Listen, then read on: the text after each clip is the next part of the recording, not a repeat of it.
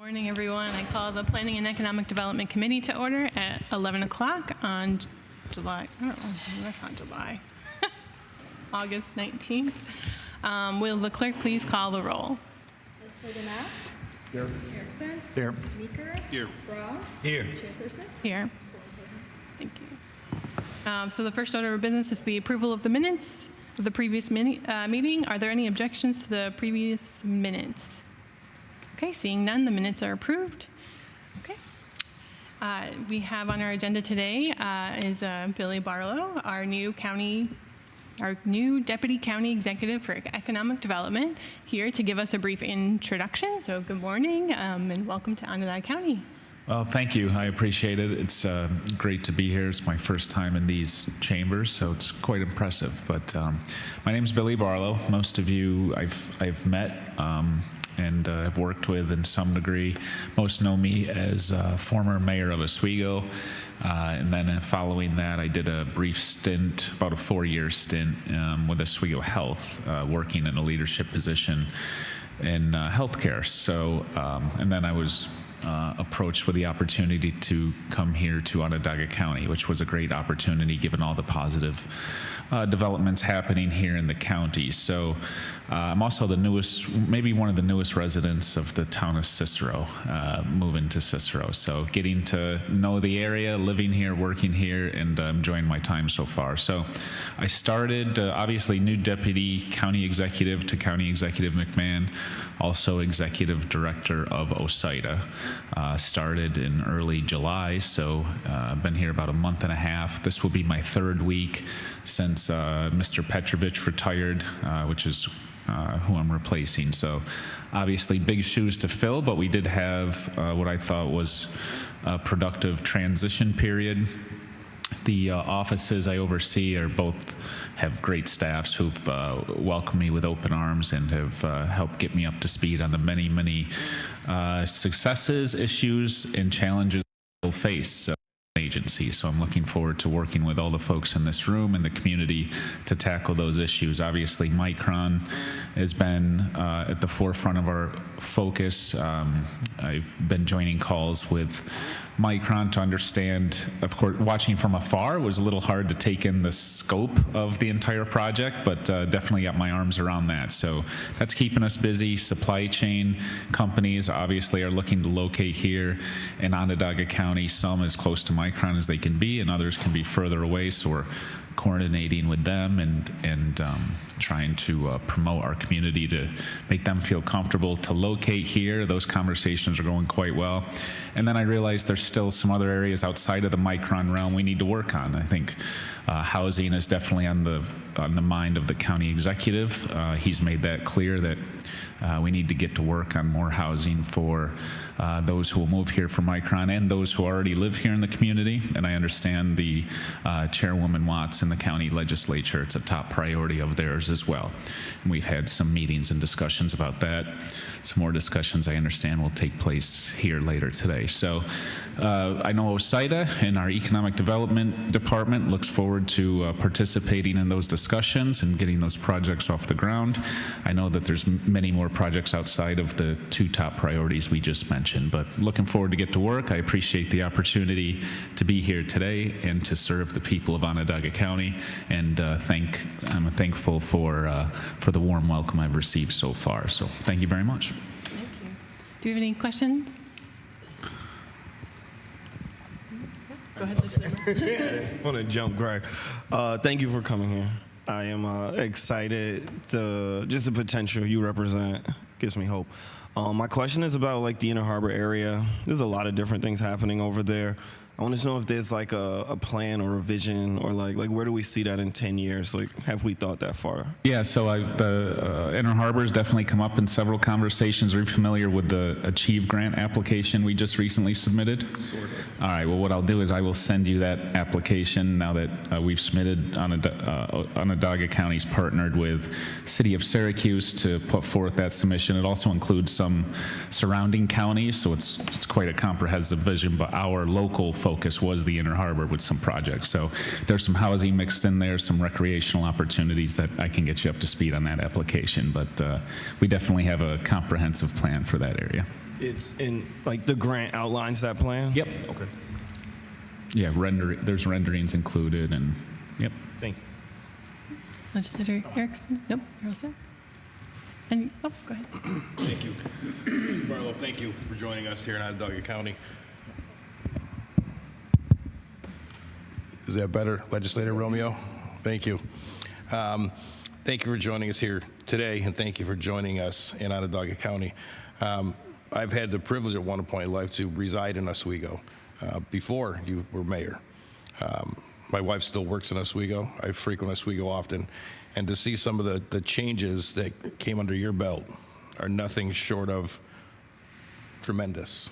Some of the change there, transformative change in a positive way, your administration brought to that city. And I'm just glad that Onondaga County is now going to have a chance to have you here to move us forward with your assistance and your experience and what you did out there. So welcome aboard. It's going to be a fun ride.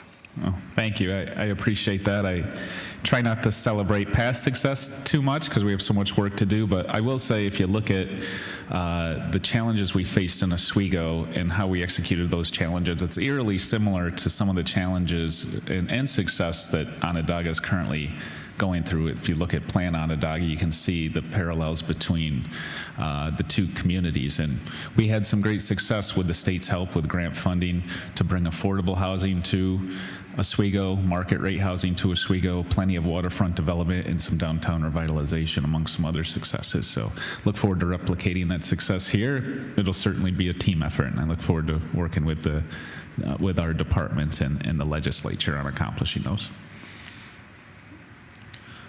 Anything else? Good. Okay, thank you so much for. Great, thank you. I am going to stick around to hear some of the housing until I do have a meeting at 11:30, but going to hang out for a little while. Thank you. Thank you.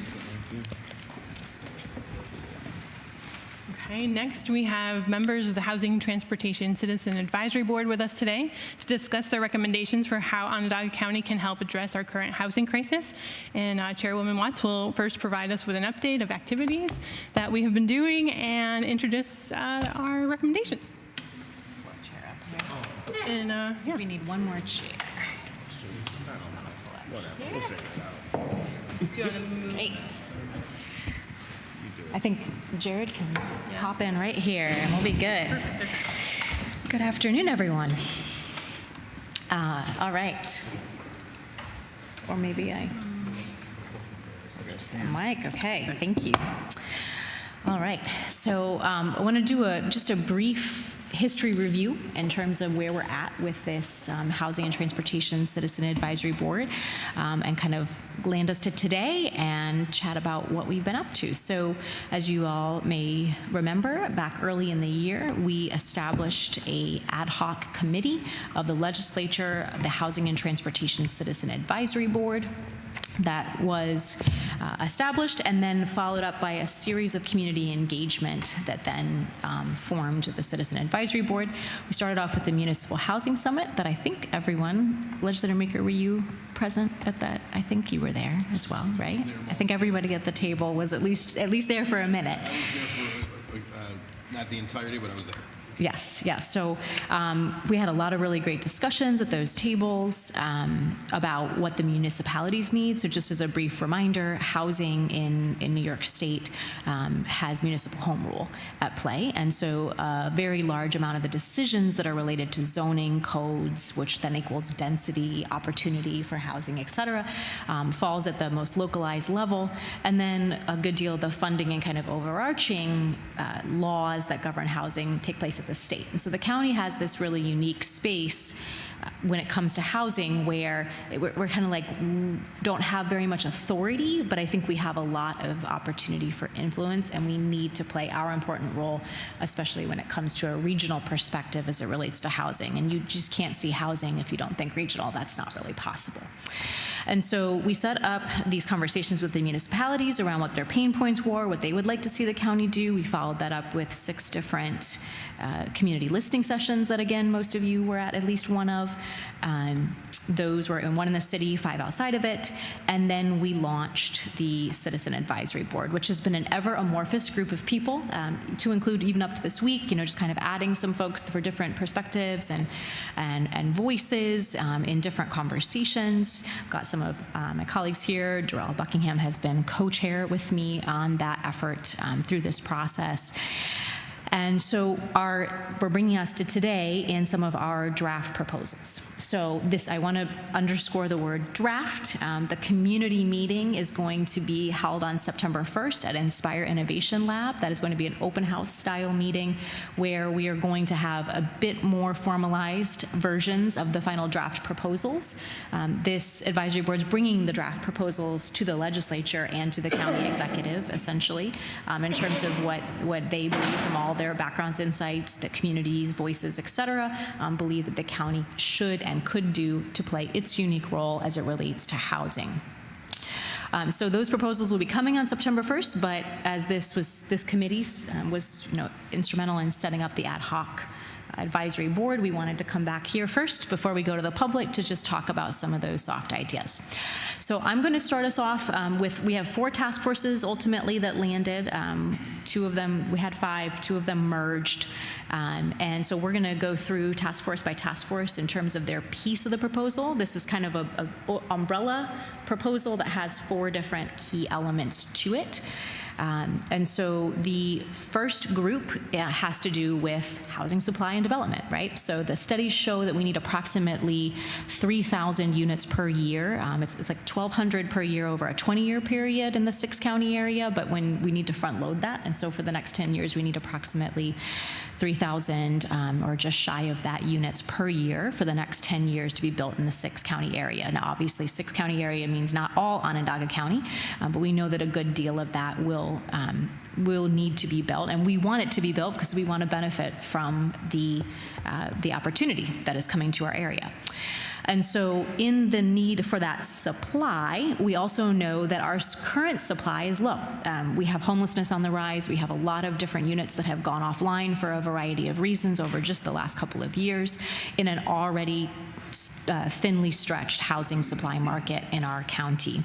And so we are already seeing homelessness on the rise, housing instability on the rise, rising rent costs that are just untenable for folks of all different income levels.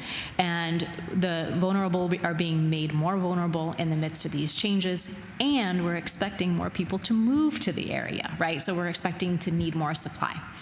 And so how are we really going to address the current housing crisis and the future housing needs is a supply question. So when you kind of back up the supply question, you need people to actually develop housing.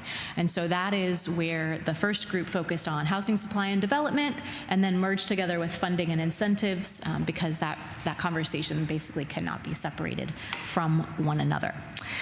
That group has been filled with voices of developers, folks in kind of more the impact investing side. We have people who are in actual housing development that are in that group, a variety of different voices.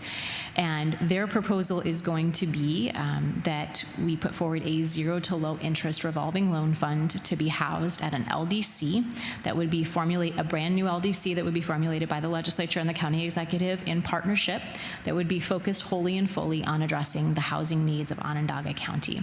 It would start with 2 programs. The first program would be focused on just simple increasing of supply. So there would be a maximization of affordability would be an important key of that increase of housing supply. What that would look like would kind of vary from project to project. So that's some of that is still being fleshed out, not only in the proposal itself, but would need to be fleshed out by the leadership of the LDC once that board was established. As a reminder, LDCs have boards, and so it would be a board appointment situation that the legislature and the county executive would make appointments to that.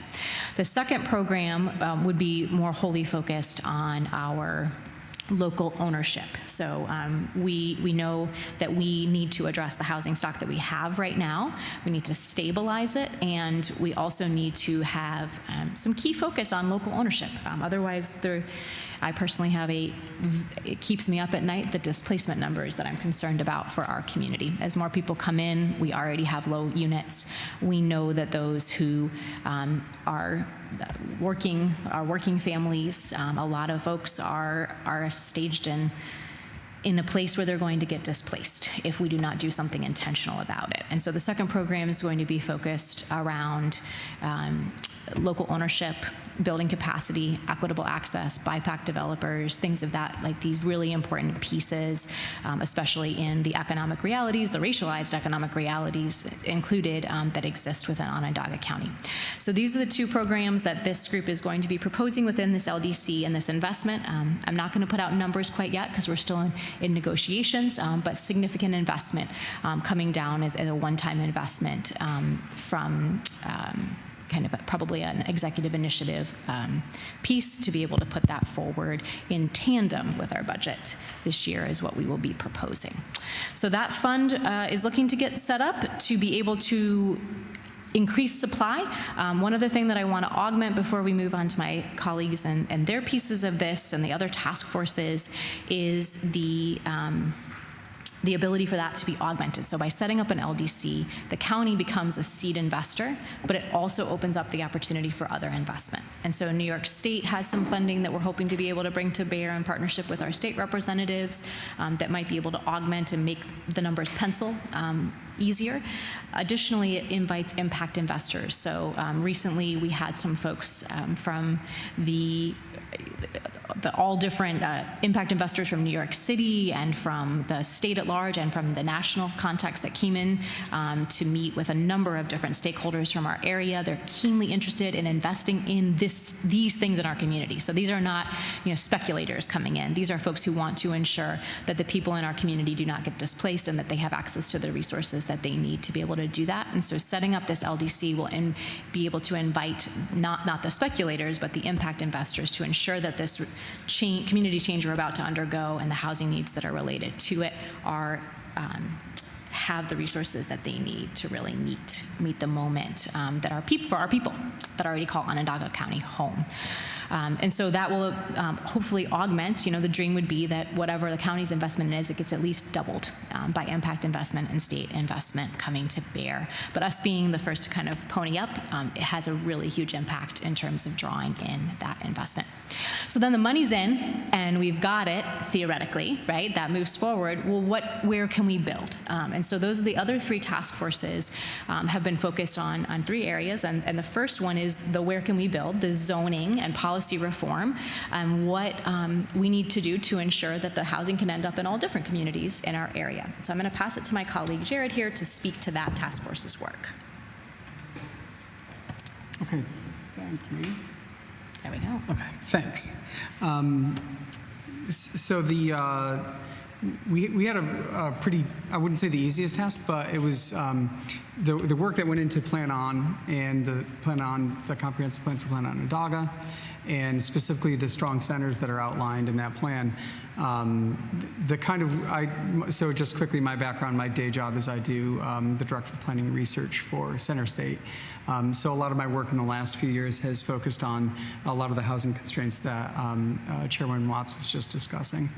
But having a comprehensive plan for the county, as we do in Onondaga County, is a terrific resource, and this county did an exceptional job of laying out some design patterns that are, if followed, are really going to play into improving and increasing the chances that as we develop and grow, that we will meet a lot of goals that are both economic and social, and really address quality of life. So the message from our subcommittee was pretty simple, was to help get strong centers done. That's really what our subcommittee was all about addressing. I think probably the easiest way to give context for everybody on this is to read straight from Plan Onondaga. In the discussion on strong centers, the question states why plan for strong centers? And it says, strong community centers are essential to Onondaga County's economic competitiveness. Companies increasingly choose locations based on quality of life amenities that appeal to prospective employees. So as someone who's been doing work along with a number of folks here on economic development and attraction in our region, that couldn't be more accurate. That's becomes one of the constraints as you grow as a region, is where are the great places for people to live and how do we do that? Some of the additional reasons that Plan On identifies strong centers as important is how it contributes to the fiscal health by doing this type of development, competitiveness for the region, how it will accommodate both new workers and changing demographics with a need for more senior living, which I'm sure you've all heard about. And I think it's also critical that it identifies that preserving open space is an important part of doing this type of development. So under Goal 2, in that section of Plan On is to, I won't read that entire thing, but it is to provide tools, resources, and partnerships for the development of strategic new centers. So some of the how is really what we got into in our subcommittee. Certainly the support and the work for municipalities to do comprehensive planning goes a long way. And I say that someone who has a previous career as a consultant who wrote comprehensive plans. So that's a great step in the right direction. Another step that will make that a little more concrete, and this is where our draft proposal comes in, is in addition to this great support where a comprehensive plan allows the communities to have a robust discussion, there's sort of a more specific next step that certainly we heard through our discussions with the county planning department that municipalities are asking for, which is great. We love this idea of a strong center. We want to do a comprehensive plan. We see that these are terrific places to live. They're walkable. They have dining, culture, public spaces, entertainment, transportation. How do we get that done in the context of either a comp plan or our current zoning initiatives? So one of the tools that I think fits under the strategy 1 for Goal 1 is to outline a draft or model language for municipalities that could adopt them if they chose. So this would be a type of overlay district, so it can work with the existing zoning that they have. But the big step of actually drafting that language and also visualizing and understanding really what that would mean to implement it is a role that the county legislature and the county planning department could play to really take concrete steps towards this. So some of the soft language or sort of the draft ideas around our proposal is that the county would support and fund the planning department to create model overlay zoning code that could be adopted by municipalities that chose to do that. So if you have any questions about that, I think that was about 5 minutes, but prepared to. Can you also just introduce yourself? Yeah, we're through it really quick. So I'm the Director of Planning and Research at Center State CEO. And I've been leading a housing task force for a few years, and that led to some funding and financing initiatives. And now I'm supporting our housing work group that meets quarterly, which all of you are invited to, by the way. Could you elaborate on the process that you would envision for I love hearing the model overlay zoning code, I'm a big fan of that. Could you elaborate on the process that you might have in mind for how that could get implemented? So we've had a few conversations with the county planning department to start to outline some of that. I think ultimately that what we're really doing with our draft proposal is to put into motion the resources so that the county planning department, together with municipalities, could start to examine some more of the logistics. Okay, so there would be, obviously, it's up to municipalities whether and how to adopt something like that, but this would be an opportunity to start those conversations. I mean, I think the advantage that I would see to something like that is, as municipalities have those conversations among themselves, it's each town deciding that, this is where we think this zoning code might be appropriate. so that it's happening at the most local level and individual communities can figure out where something like that would work best for them. Is that the encouragement that you're trying to achieve here? Yes, absolutely. Yeah. So the concepts and the discussions that we have, and what I would expect would be the outcome, is not that the county planning department would be prescriptive about where these overlay districts go. Can't be. Yeah. Right. Or even, I mean, they could help certainly, but more that this is really about making that process easier on creating the language so that the municipality that is interested and sees what, how those types of great places to live would look, they have the resources to sort of speed up their process. They don't have to start from zero on how would we do this overlay. So could we use ADUs as an example, just to kind of, for those who might not quite know what a zoning overlay? Sure. So an ADU, which is an accessory dwelling unit, a few municipalities in the county have passed ordinances permitting an ADU. So this is, it could be a detached, an example would be a detached smaller unit on your property. If a municipality wants to pass an ordinance that says this is a permitted use in a given area, there's language around that, and a model overlay district would put together some of the best versions of that language that would help the municipality get to a point where they're passing an ordinance that meets their goals. The best test for any zoning ordinance is really what happens when developers and property owners start kicking the tires on it, and if you see those things getting done the way that the municipality intended. And this would also assist with developers who are working across municipalities, that if the model code the zoning code is getting implemented, it becomes easier for them to work in multiple different municipalities, correct? Yeah, that's a very good point. And part of our discussions, which has included developers, and that's also part of what I hear in my role at Center State, is that we've made a lot of progress from what I've been hearing on permitting and speeding up that process. But early clarity on that process, like the ability of a municipality to communicate in writing, here's what we want to see, by itself is beneficial and helps produce what the municipality wants and helps the developer get more clarity and start to design a product that will ultimately get approved. If there was consistency throughout the county on that, in the places that picked up an overlay district, that would continue to simplify the process, because, as I'm sure some of you know, developers that see the growth in our area, they know our communities, and they know that we have a lot of great communities, and they're kind of interested in a variety of places where that could go. So having some of that model language, if it was shared, would reduce cost and help speed up the process for the kind of development that we're increasingly hearing that municipalities want, the market wants, and a lot of other folks in our planning community want.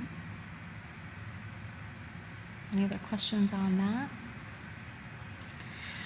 So now municipalities are equipped to do the development, the money's there. Who is going to get to do the work? And so, we are likely to see developers. We already see speculators coming in. We're likely to see developers coming in from other places. We're hearing that people want to, right? And so while there's some excitement that people want to come to Syracuse, it is a significant concern to our advisory board that our county people get jobs, access, economic opportunity as a priority in all of the opportunity that is before us. And so one of the task forces focused on housing stability and equitable access. And Jarrell is going to share a bit about what they have been up to.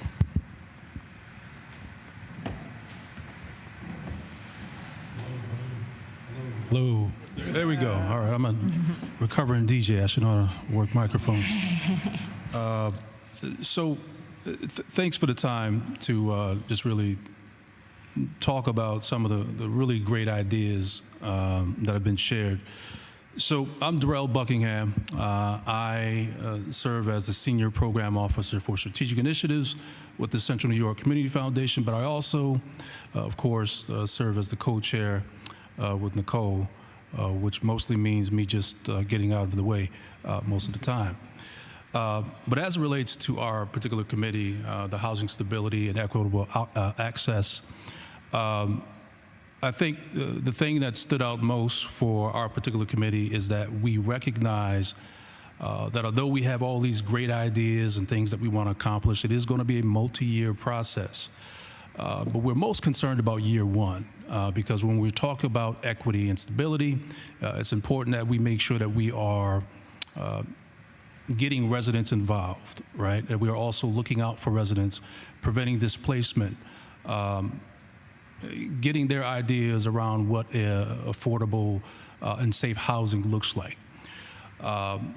And so with all that said, when we think about all the investment that will happen, all the development that will be happening, it's important that we make sure that we're centering those that have historically been disinvested in, that we are making sure that we are not just thinking about what we're building, but how do we also maintain our current housing, those that already own homes?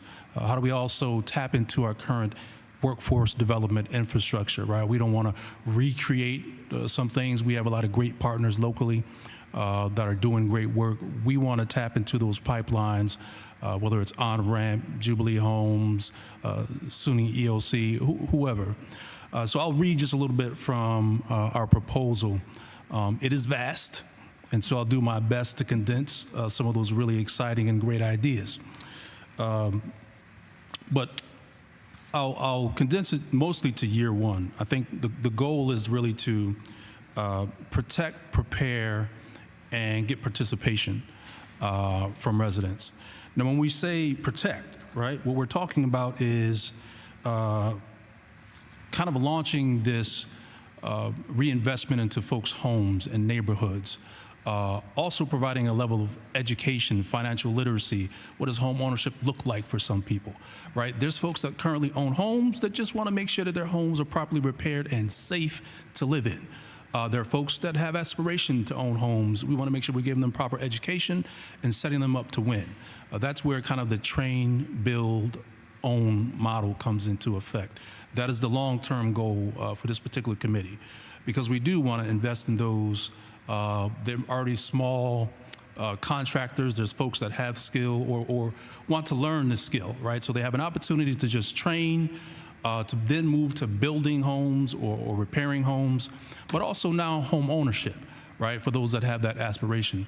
And there are some residents, as you well know, that don't want to own homes, right? And so how we make sure we're setting them up also to just have safe and affordable living conditions, right? So there's obviously the education piece, there's the building piece, there's the financial literacy piece, but then ultimately there's also ownership, right, which really helps create wealth for families. I might have skipped over a few steps, but I think one of the other, probably the most important piece of this, which we might want to explore, and we were fortunate to visit Push Buffalo just the other day, and they're doing some really exciting things around identifying land, right, and being able to purchase that land and properties so that we are able to make the homes that become available affordable. That we're able to control the pricing around whatever becomes available for residents. I think that's a key piece. That's not in our particular wheelhouse. It's probably one of the other committees. That's where we begin to start to align our committees. But I think that piece is huge because we don't want folks to be priced out of their neighborhoods, right? And so that is key. What am I missing here? I think that's kind of the gist of it, though. I think for year one, we want to really make sure we take a look at how many people we've gotten to training, how many people we move from one step of the process to the other, right? It won't necessarily be how many homes we've constructed, but there's also an opportunity, and this is one of the other really creative ideas we most recently learned about, is as we're building new homes that we're giving consideration to green development, right? And this net zero process that Push Buffalo is currently doing or has been doing for quite some time. It is an opportunity to also make homes more affordable, that the energy that is being used or consumed is all the energy that's being put out, right? This net zero concept. but also being an advocate for decreasing lead poisoning in our neighborhood. This piece of green technology and weatherization also helps remediate some of these homes that we have dealing with our lead crisis. And so it's kind of a win-win-win-win, if you will. I think I'll stop there, as I'm sure there's probably plenty of questions, and I'll try to fill you in as best I can. I'll just highlight too that we're grateful Push Buffalo, if you're not familiar with them, 20 years in the community doing a lot of this work, hosted us for a full day on Monday, a number of members of the board, and stands ready and wanting to partner with us in some implementation, whether that's through coaching or otherwise, to be able to kind of work across the thruway to do this work in upstate New York. Any questions on this? Yes, Legislator Knapp. Sorry. Yeah, I think number one, wherever possible, we copy shamelessly. Where these things have been successful. Also, we have a very successful program we could look at too in our community development department. We had a major shortage of lead certified contractors. That we had all this money, but we only had a few contractors that were qualified to do the work and certified by the state, et cetera. And they implemented a training program which has been very, very successful and added, I don't know the exact number, but a huge number of contractors now that are certified to do that. So that could be something, again, not exactly the same, but similar that you could certainly I've worked with the county on that. look at. Yep. So thank you. Beautiful. Thank you. Any other? I'll dive into our fourth task force, and then we can do any kind of follow-up, wrap-up questions too related to the whole process. The fourth task force has been transportation and connectivity, and if you come on September 1st, you'll see the maps and things that they have been putting together around the county roads that connect to places of density or potential density. So this is from the city of Syracuse to the village of Liverpool, for an example, would be a road, or out to Baldwinsville. We have a number of county-owned roads, if you look at the map, that essentially are a spider web from the city and to each other that create connectivity that currently are really only safely accessible for cars. And so Centro is currently working on like some regional transportation plans when it comes to public transportation. But when we think about transportation as a region, we also need to be thinking about multimodal, right? And so that includes pedestrians and bikes, especially in the world of e-bikes. We have an increasing number of folks who are able to use bikes as a means of transport. We also would include scooters in there, right? There's a number of different modalities that people use to transit themselves from one place to another. And county roads currently do not have infrastructure to be able to support any of that. One of our task force members ran an experiment to come out to the community listening session in Baldwinsville on his bike, and we're very glad he made it alive. Someone gave him a ride home because the road is just simply not safe. And so what that task force is putting forward is to do an SMTC. If you're not familiar with SMTC, it's our MPO, or Metropolitan Planning Organization, that is funded by the federal government. It's not funded by the county, but we are given access to its services. We can put forward a certain number of projects per year. Legislator Denton and I both sit on kind of some of the decision-making pieces that get to vote on those, along with some other county employees. And in that space, we are looking for them to put forward a study on those particular county roads. So on September 1st, we're going to be looking for individuals to interact with that map. This task force has already identified some roads that they believe should be looked at, but then the community can also suggest other roads they'd like to see looked at.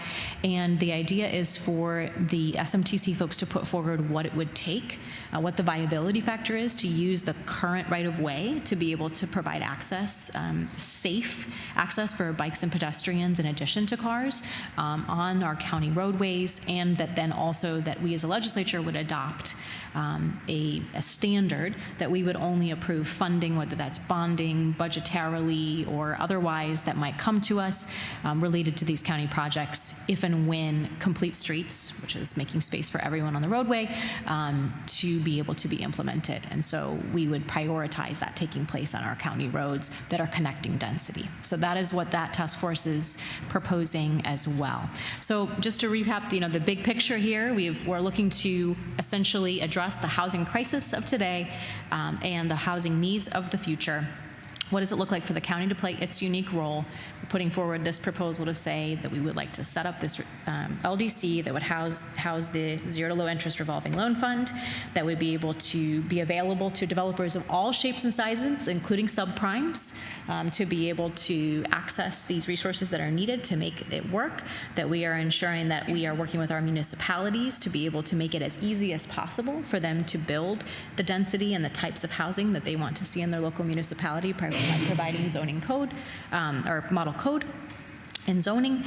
We are looking to ensure that when these developments get built in places that don't currently have connectivity to jobs, healthcare, et cetera, that we're addressing the housing and the transit needs, connectivity needs that are related to that, and that we are centering in the midst of all of this the people that already call Onondaga County home, most especially those who are most vulnerable to displacement as community change takes place, and that we are ensuring that our people who already call this home are maximizing the benefit of opportunity, whether that's through workforce, access to ownership, whether they're owning a whole home or they're owning a part of a consortium of a land trust or something of that nature. Ownership can look a lot of different ways, but ensuring that there are pathways to wealth building for those who are in our community today. So that is essentially the broad sketch of the proposal. I'll pass it back on over. So is there any questions? Legislator Brown? Yes. Test. Okay. My question, so I guess I got one for both parts that were spoke about. As far as like the overlay districts, I know we're going to make it available for municipalities to opt in. Will there be any incentive other than their desire to have a strong center? The initial draft proposal, we discussed that. And the first step, though, I think, is simply getting this model language written so that it's available as a resource, with the goal being just how do we get some of these strong centers done and make it easier for the municipalities that have already been asking for it. So I also sit on the zoning committee as well, and so it's definitely something we've talked about, but we're taking it. What can we do in 2027 is kind of like create the zoning first, create that model zoning first, and then go from there. Thank you. And then I did have I have so many more follow-up questions, but I'm just going to bother Jared. I know how to find them. And then I do have another question related to you, Darrell. You mentioned something specifically around Push Buffalo where they purchased the land, thus making it more affordable. Was Push Buffalo the actual entity that purchased the land, or did Yes. they work with they themselves? Yes. Okay. Would we be creating a similar entity to purchase the land, or would the county, or have we not thought it that far through? That is the hope. I don't know if we've gotten much further than that, but that is our desire. Okay, create an entity Yes. that could. Okay. I work with that. Thank you. Any other questions? Yep. Do Legislator Knapp? Things. The 800-pound elephant in the room or whatever that is, I don't know what the solution to this is, but I have a family member building a home, and the cost of materials is just absolutely ludicrous. Yes. So some kind of collective purchasing power is some of the things that we've talked about related to that.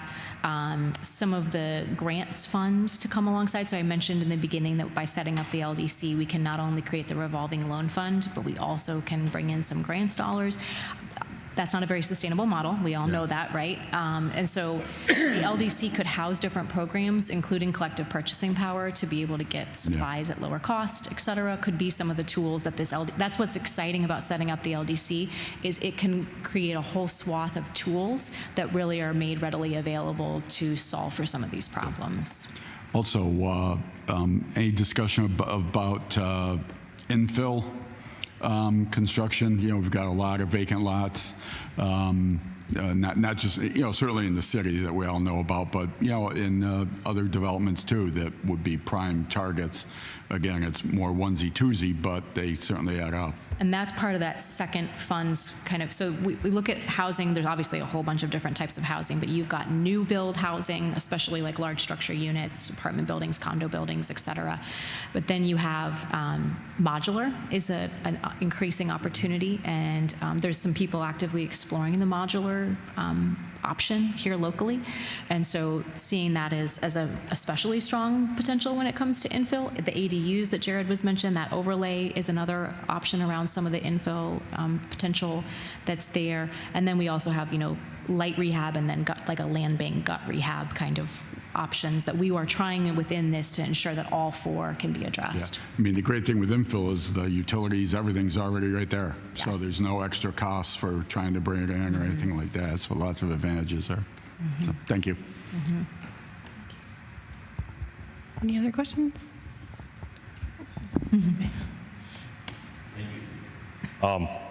Good stuff, good ideas, good intent. I attended the meeting in Baldwinsville, and one small, and I know there's a process to everything, so I don't want to say, oh, we're doing it wrong. I'm not saying that at all. I'm saying that one concern I have, or one interest, better stated, interest I have, is the interplay of everything that we're talking about with current county initiatives. So it seemed kind of silent at the meeting, and again, I know there was a focus to what was being accomplished.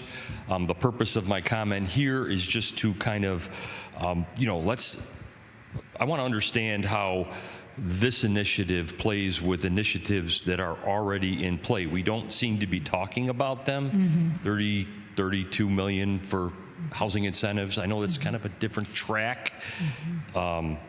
Legislator Knapp mentioned the effort over the past few years, extraordinary effort over the past few years, certifying contractors to be able to address the lead issue in this area. Within that process, there's got to be a ton of best practice and process that can be leveraged into some of the things you were talking about, to bring contractors along to actually contribute to this process. And the other thing is, we're talking about making local comp plans better. Let's not forget that 20 plus comp plans have been updated as a result of the housing needs in this community. Are we talking about that? Are we considering it? I think the fact that we're going to kind of an overlay model implies to me that, yeah, we are considering it. But again, the point of my comments is, I think this is all good stuff with great intent.